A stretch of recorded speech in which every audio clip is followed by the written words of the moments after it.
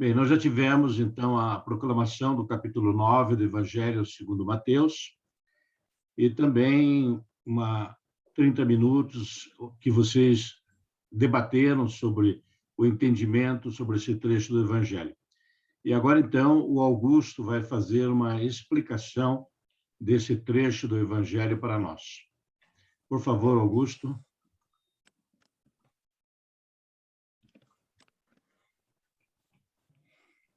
Depois de ter demonstrado o poder divino de Jesus sobre as enfermidades, os elementos da natureza e até sobre os demônios, o evangelista Mateus apresenta, neste capítulo 9, 7 notáveis eventos ocorridos na vida missionária de Jesus, que serão abordados a seguir. Na cidade ribeirinha ao mar da Galileia, chamada Cafarnaum, que o próprio Jesus escolheu como centro de suas andanças missionárias, e onde morava Pedro e Mateus, Jesus cura um paralítico transportado em uma maca, deixado ali aos pés de Jesus. Jesus dá ao paralítico a cura da alma e do corpo, perdoando os seus pecados e curando a sua paralisia. Os fariseus ficam julgando e censurando Jesus em seus corações. Esse homem blasfema. Só Deus pode perdoar os pecados. Mas Jesus desafia esses seus inimigos, interpelando-os. O que é mais fácil dizer, eu te perdoo os teus pecados, ou dizer, levanta, toma a tua maca e vá para a tua casa? Jesus continuou, para que saibais que eu tenho o poder de perdoar pecados, voltando para o paralítico, disse-lhe, levanta-te, pega a tua maca e vá para a tua casa. Ao ouvir esta ordem de Jesus, o paralítico levantou-se, pegou a sua maca e vai para a sua casa. O milagroso evento causou grande espanto em toda a região, e as pessoas puseram-se a gritar e a glorificar a Deus. Estes primeiros versículos do capítulo 9 do Evangelho de São Mateus ressalta a misericórdia de Jesus em dois aspectos, com relação à alma e com relação ao corpo. Começando pela alma, que é a mais importante. Jesus cura a alma, perdoando os pecados, e cura o corpo, curando a paralisia. Ele sabe que o paralítico está arrependido de seus pecados, vê a sua fé e a fé daqueles que o carregam. E por isso lhe diz, coragem, filho, teus pecados estão perdoados. Em seguida, saindo de Cafarnaum, Jesus viu um cobrador de impostos sentado atrás de seu balcão de cobrança de imposto e taxa de alfândega, chamado Mateus, nome grego, ou Levi, nome hebraico, e convidou a segui-lo em sua missão. Mateus aceitou o convite e imediatamente pôs a seguir Jesus em seu ministério missionário. Para comemorar a sua conversão e a sua missão, Mateus dá um banquete de despedida, convidando Jesus e os seus colegas de profissão que havia anos trabalhavam com ele em Cafarnaum, cidade portuária com interposto de pesca e alfândega, fronteiriça com a região da Pareia, já do outro lado do Rio Jordão. Os fariseus logo começaram a criticar Jesus e censurar os seus discípulos, porque o seu mestre participava de banquete na companhia de pescadores e coletores de impostos. Mas Jesus logo sai em defesa de seus discípulos, dando uma lição de misericórdia aos fariseus, dizendo-lhe, não são as pessoas com saúde que precisam de médico, mas os doentes. Ide, pois, aprender o que significa misericórdia, eu quero, não sacrifício. De fato, não é o justo que eu vim chamar, mas os pecadores. Como se percebe lendo os livros do Antigo Testamento, os israelitas sempre tiveram em grande apreço a prática do jejum, mesmo no tempo de Jesus Cristo. Fariseus, escribas e também os discípulos de João Batista faziam jejum e murmuravam contra Jesus, dizendo que os seus discípulos não praticavam o jejum, a passo que eles, os fariseus, jejuavam 2 vezes por semana. Mas Jesus logo defende os seus discípulos com 2 breves considerações. Primeiro, Jesus é como um noivo que está na companhia de seus amigos em alegre festa de núpcia, sabendo-se que naquele tempo, em Israel, ainda se celebra casamento com até 7 dias de alegres festas, animada por abundantes comidas e generoso vinho, como na boda de Canaã.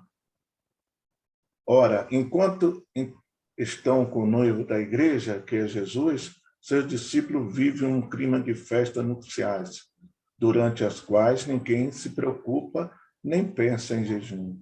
Mas depois que eles ficarem sem o noivo, isto é, sem Jesus, então eles voltarão a jejuar. Segundo, a nova lei trazida e implantada por Jesus era de liberdade interior, paz, fraternidade e alegria, bem na contramão do rigorismo fundamentalista e das práticas religiosas movidas pela ostentação e hipocrisia que os fariseus impunham ao povo.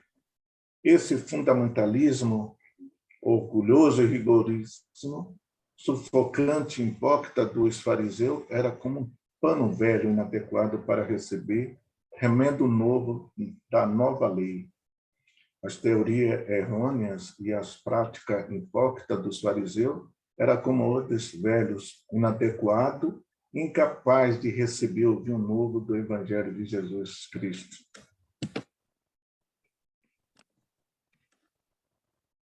O chefe da sinagoga de Cafarnaum, chamado Jairo, foi encontrar-se com Jesus.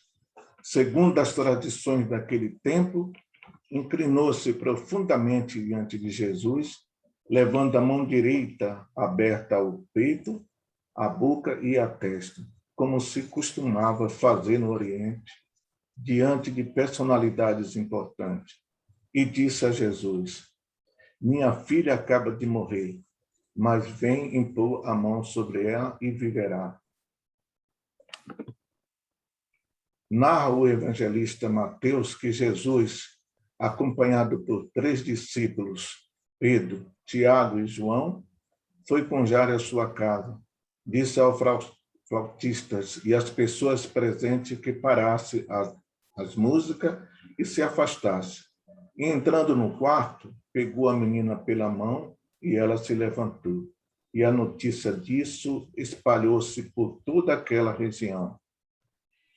Ressuscitar mortos era um dos sinais messiânicos que, segundo a profecia de Isaías, confirmaria a chegada do Messias, o libertador de todo o povo de Israel.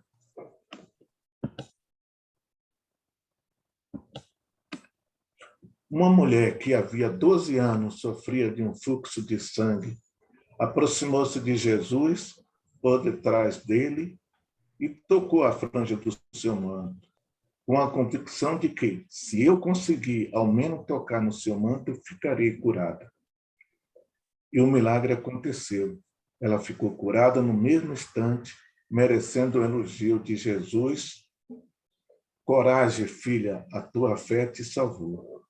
Os outros evangelistas sinóticos, Marcos e Lucas, disseram que a mulher curada por Jesus estava ainda com muito medo. Por que será? O motivo do seu medo era o seguinte: vitimada já havia 12 anos por essa hemorragia, aquela mulher era, em Israel, legalmente impura. E por isso ela não poderia estar no meio do povo, participando de eventos comunitários, e ela, sem contar nada a ninguém, mas com medo de ser descoberta, pôs-se no meio da multidão. Conseguiu tocar em Jesus e, por causa da sua fé, obteve de Jesus a tão desejada cura de sua enfermidade. devemos pedir ao Divino Espírito Santo a virtude e o dom da fortaleza, para que, vencendo todo o temor e o falso respeito humano, possamos sempre viver, professar e testemunhar nossa fé no poder e na misericórdia de nosso Senhor Jesus Cristo. Dos 3 evangelhos sinóticos, somente em Mateus achamos a narrativa desses 2 milagres de Jesus. Logo que Jesus deixou a casa de Jairo, o chefe da sinagoga de Cafarnaum, 2 cegos foram seguindo, gritando, pedindo a cura e invocando Jesus com seu título messiânico de Filho de Davi. Tem compaixão de nós, filho de Davi. Quando Jesus entrou em casa, os cegos puderam chegar bem perto de Jesus, que perguntou aos 2, acreditais que eu posso curar? E eles responderam, sim, Senhor. Então Jesus tocou nos olhos dele, dizendo, faça-se conforme a vossa fé. E os olhos dele se abriram. Embora Jesus recomendasse a eles que não espalhassem aquela cura miraculosa que lhe tinha acontecido como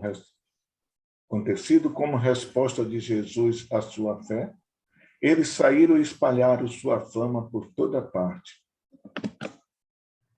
Essa recomendação de Jesus, para que não espalhasse o milagre no meio do povo, está relacionada com o chamado segredo messiânico.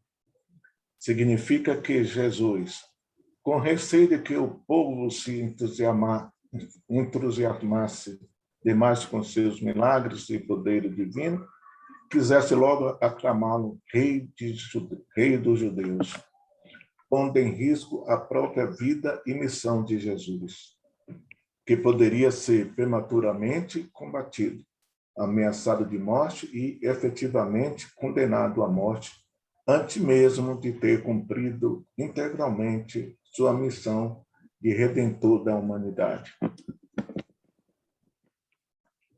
O milagre da cura do processo mudo demonstrou o poder de Cristo também sobre os poderes infernais. A mudez daquele homem era consequência da possessão diabólica. Infelizmente, os fariseus, inimigos declarados de Jesus, com suas almas cheias de pecado contra a luz, ou seja, contra o Espírito Santo, continuaram com sua blasfêmia contra Jesus, pois afirmava perante ao povo, é pelo chefe do demônio Bezebu que Jesus expulsava os demônios. O catecismo da Igreja nos adverte que os pecados contra o Espírito Santo são considerados pecados que podem não ser perdoados por Deus, porque é o próprio pecador que rejeita o perdão de Deus, recusando a luz do Espírito Santo e o perdão do Pai misericordioso.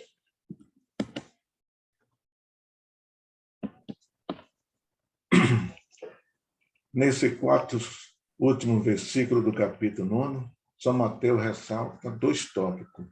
Primeiro, o Messias missionário, ou seja, Jesus Cristo, vai percorrendo aldeias e cidades, proclamando a boa nova do reino e curando todo tipo de doença e de enfermidade. Segundo, e ao ver as multidões que vivia como ovelhas sem pastor, Jesus tem compaixão dela e diz aos seus discípulos, a colheita, a seara ou a messe é grande, mas os trabalhadores são poucos. Pedi, pois, ao Senhor da messe que envie operários para a sua messe. O evangelista Mateus é, para todo cristão, um modelo de operário para a messe. Ele, ao ouvir o chamado de Jesus, no mesmo instante disse, sim, e seguiu Jesus como um zeloso pregador e arauto da chegada do reino de Deus. São Mateus escreveu em aramaico o primeiro dos 4 evangelhos canônicos. E eu falei para vocês em nome do Pai, do Filho e do Espírito Santo. Amém.